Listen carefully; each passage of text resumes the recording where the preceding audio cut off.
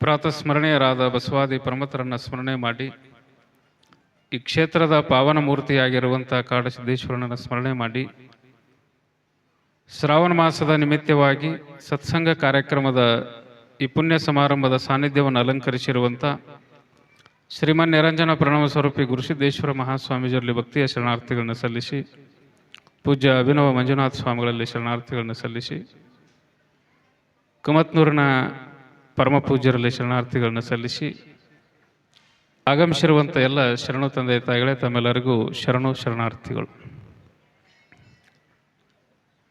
ಬಹಳ ಅತ್ಯಂತ ಭಕ್ತಿ ಶ್ರದ್ಧೆಯಿಂದ ತಾವೆಲ್ಲ ಒಂದು ತಿಂಗಳ ಪರ್ಯಂತರವಾಗಿ ಲಿಂಗ ಪೂಜೆ, ಪ್ರಾರ್ಥನೆ, ಒಂದು ಉತ್ತಮವಾದ ಸಂಸ್ಕಾರ, ಆ ಬೆಳವಣಿಗೆಯಲ್ಲಿ ಈ ಶ್ರಾವಣ ಮಾಸ 2ನೇ ವರ್ಷದೊಳಗೆ ಪಾದಾರ್ಪಣೆ ಮಾಡಿದಿರಿ. ಮನುಷ್ಯನಿಗೆ ಮನಸ್ಸು ಮಾಡಿದರೆ ಏನೆಲ್ಲ ಮಾಡ್ಬೋದು ಅನ್ನೋದಕ್ಕೆ ಇದು ಒಂದು ಸಾಕ್ಷಿ. ಏನೂ ಆಗೋದಿಲ್ಲರಿ, ಮಾಡೋಕ್ಕಾಗೋದಿಲ್ಲ ಅಂತಂದ್ರೆ ಏನೂ ಮಾಡೋಕ್ಕಾಗೋದಿಲ್ಲ. ನಾವು ಮಾಡೇ ತೀರ್ತೀವಿ, ಏನೇ ಆಗಲಿ ಅದು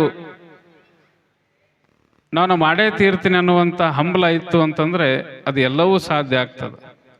ಅದಕ್ಕೆ ಬಸವಣ್ಣ ಅಂತಾನೆ, ಕೊಲುವೆನೆಂಬ ಭಾಷೆ ದೇವನದಾದರೆ ಗೆಲುವೆನೆಂಬ ಭಾಷೆ ಸದ್ಭಕ್ತನದು, ಸದ್ಭಕ್ತರು ಗೆದ್ದರು ಕಾಣ ಕೂಡಲ ಸಂಗಮ ದೇವ. ಇದನ್ನು ಯಾಕೆ ಹೇಳೋದು ಅಂತಂದರೆ,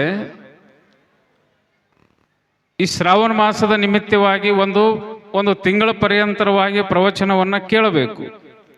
ಏನನ್ನ ಕೇಳಬೇಕು? ಕಟ್ಟಿ ಕುತ್ಕೊಂಡು ಮಾತು ಹಚ್ಚೋದಲ್ಲ, ಕಾಡಸಿದ್ದೇಶ್ವರ ಗುಡಿಯಾಗ ಕುತ್ಕೊಂಡು ಪ್ರವಚನ ಕೇಳಬೇಕು, ಮಹಾತ್ಮರ ಚರಿತ್ರೆ ಕೇಳಬೇಕು. ಅದಕ್ಕೆ ಬದುಕು ಜನ್ಮ ಸಾರ್ಥಕ ಆಗ್ತದೆ. ತನ್ನಿಮಿತ್ತವಾಗಿ ಬೆಳಗಿನ ಜಾವ ಪ್ರಾರ್ಥನೆ, ಪೂಜೆ, ಅರ್ಚನೆ, ಅರ್ಪಣ ಅನುಭವದ ಮೂಲಕವಾಗಿ ಈ ಬದುಕನ್ನು ಸಾರ್ಥಕ ಮಾಡಿಕೊಂಡವರು ಬೇರೆ ಎಲ್ಲೂ ಇಲ್ಲ. ಅದು ಅಡವಿಸಿ ಇದು ನಮ್ಮ ಕಾಡಸಿದ್ದೇಶ್ವರ ಸಮಸ್ತ ಸದ್ಭಕ್ತರಾಗಿರುವಂಥ ಈ ಗ್ರಾಮದಲ್ಲೇ ಇದ್ದಾರೆ ಅನ್ನುವಂಥದ್ದನ್ನು ನಾವು ಅರ್ಥ ಮಾಡ್ಕೊಳ್ಬೇಕು. ಇದೇನು ಮಾಡಾಕತ್ತೀರಿ, ಭಾಳ ಚಲೋ ನಡೆದೈತಿ. ಇದು ಸಣ್ಣ ಹುಡುಗರು ಮಾಡೋ ಕಾರ್ಯಕ್ರಮ. ಈಗೇನು ನೀವು ಪತ್ರೆ ಏರ್ಸಾಕತ್ತಿದ್ರಿ, ಅದು ಸಣ್ಣ ಹುಡುಗರು ಮಾಡೋ ಕಾರ್ಯಕ್ರಮ, ನೀವು ಮಾಡೋದಲ್ಲ. ಇದು ಸಂಸ್ಕಾರ ಅಂತಂದ್ರೆ ಹೆಂಗಿರ್ಬೇಕು ಅಂತಂದ್ರೆ, ನೀವು ಮಾಡೋ ಕಾರ್ಯಕ್ರಮ ಅಂದ್ರೆ ಕೈಯಾಗ ಲಿಂಗ ಹಿಡ್ಕೊಂಡು ಪತ್ರೆ ಏರಿಸಿದ್ರೆ ಅದು ನೀವು ಮಾಡ್ದಂಗೆ. ಇದು ಸ್ಥಾವರ ಲಿಂಗವನ್ನು ಇಟ್ಟು ಮಾಡುವಂಥದ್ದು ಇದು ಸಣ್ಣ ಹುಡುಗರು ಮಾಡೋ ಕಾರ್ಯಕ್ರಮ. ಅದಕ್ಕೆ ನಡು ಬರಬೇಕಾಗಿತ್ತು, ಬರೋಕ್ಕಾಗಲಿಲ್ಲ. ಮತ್ತೇನಾರು ಕರಿತೀರಿ ಅಂತ ಮಾಡಿದ್ನೆ, ನೀವೇನೋ ನಮ್ಮ ಸನೇಕ ಹಾಯ್ಲಿಲ್ಲ, ಹೊಳ್ಳಿ ಕೊನೆಗೆ ಕರೆದ್ರಿ. ಯಾಕೆ ಹೇಳಕತ್ತೀನಿ ಅಂತಂದ್ರೆ, ಸ್ಥಾವರ ಕಳೆ ಉಂಟು ಜಂಗಮ ಕಳೆವಿಲ್ಲ ಕೂಡಲ ಸಂಗಮ ದೇವ ಅಂತ ಬಸವಣ್ಣವರು ಬರೀತಾರೆ. ಕಾಡಸಿದ್ದೇಶ್ವರರು ಶರಣ ಪರಂಪರೆಯನ್ನ ಅತ್ಯಂತ ಪ್ರೀತಿಯಿಂದ ಕಂಡವರು. ಅವರು 12ನೇ ಶತಮಾನದಲ್ಲಿ ಒಬ್ಬರು ಶರಣರಾಗಿ ಬಂದವರು.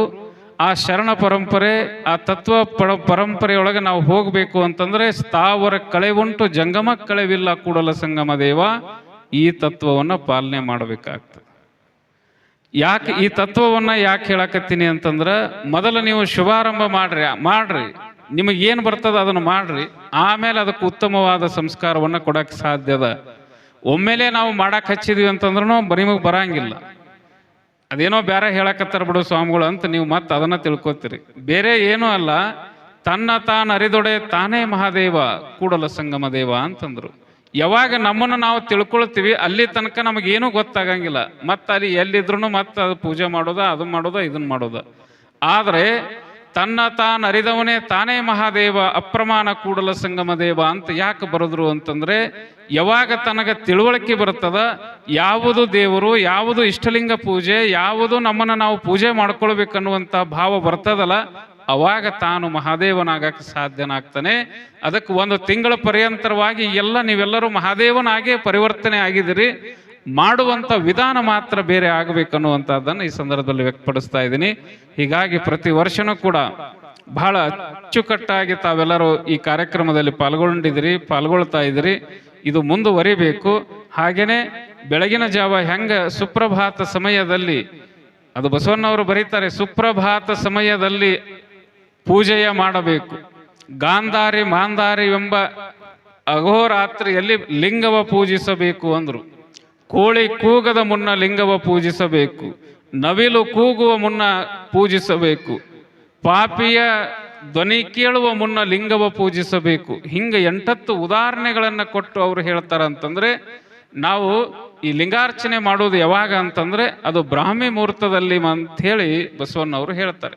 ಹೀಗಾಗಿ ಈ ಲಿಂಗಾರ್ಚನೆ ಮಾಡಬೇಕಾದ್ರೆ ಬ್ರಾಹ್ಮಿ ಮುಹೂರ್ತದಲ್ಲೇ ಅತ್ಯಂತ ಪರಿಶುದ್ಧವಾಗಿರುವಂತಹದ್ದು ಮತ್ತು ಶಾಂತತೆಯಿಂದ ಇರ್ತದ. ಆ ಸಮಯದೊಳಗೆ ನಾವು ಮಾಡಬೇಕು ಅನ್ನುವಂತಹದ್ದನ್ನ ನಮ್ಮ 12ನೇ ಶತಮಾನದ ಎಲ್ಲ ಶರಣರು ಸದಾಶಯ ಆಗಿತ್ತು ಅನ್ನುವಂತಹದ್ದನ್ನು ಈ ಸಂದರ್ಭದಲ್ಲಿ ಹೇಳ್ತಾ ಇದ್ದೀನಿ.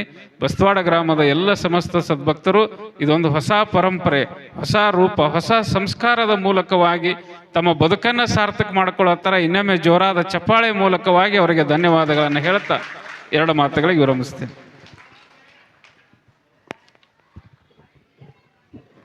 ಪರಮ ಪೂಜ್ಯ ಶ್ರೀಗಳಿಗೆ ಭಕ್ತಿಪೂರ್ವಕ ನಮನಗಳನ್ನು ಸಲ್ಲಿಸುತ್ತಾ